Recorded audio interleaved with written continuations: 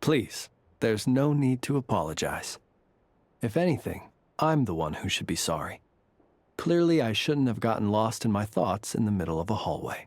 Wait a sec. Are you staying in the room next to ours?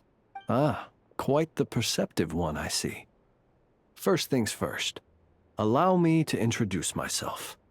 My name is Kirill Chudamirovich Flintz, but please, just call me Flintz. Whoa, that's an impressively long name for sure. Ah, is that so? Names like mine ought to have been fairly common in Snezhnaya, at least in the past. Would I be correct then to assume that the two of you are travelers in this land? Yep, you sure would be.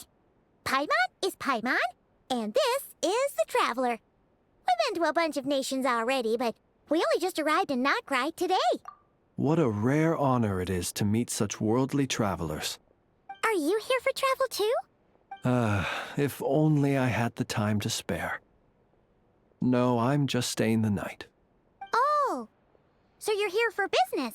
That's certainly one way to put it. I'm a Ratnik of Nodcry, normally stationed near the burial grounds to the north.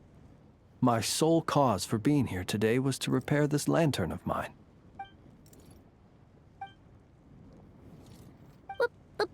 Burial grounds? Your surprise is entirely understandable. Most people cannot even begin to fathom the idea of a life surrounded by tombstones and decay. But if you've heard of the calamitous abomination that is the Wild Hunt, you'll know that in their wake they bring a host of souls tainted by abyssal filth. That then is why we are stationed by the burial grounds, to hold the line where it is most vulnerable. Oh, so it's all about fighting against the abyss. Oh, sounds like a tough job. I thank you for your concern. But in truth, I've long since grown used to it. In fact, I like to think it rather suits me. If anything, I'd say I prefer the peace and quiet of a graveyard to the hustle and bustle of urban life. Paimon sort of gets it now. But even so, she's still pretty sure she could never get used to living in a graveyard herself. For one thing, she'd be too scared to fall asleep at night. Oh, I assure you, there's no need to worry on that account. The kind of ghosts you find in cemeteries aren't too big on talking. But even when they do, they're usually far more discreet than the living. Well, would you look at that? Who'd have thought we'd end up chatting this long? Must have a lot in common, huh? Forgive me, but I must excuse myself, for the time of my appointment draws near. And in terms I'm sure you'll understand, a lanternless Ratnik is like a mapless traveler. A serious conundrum indeed. Oh, sure. In that case, you go right ahead. We won't keep you any longer. Not at all. Should the opportunity present itself, I'd gladly continue our conversation another time. You're always welcome to come visit my grave. The grave I stand watch over. Your visit would bring much-needed light to that place of final rest.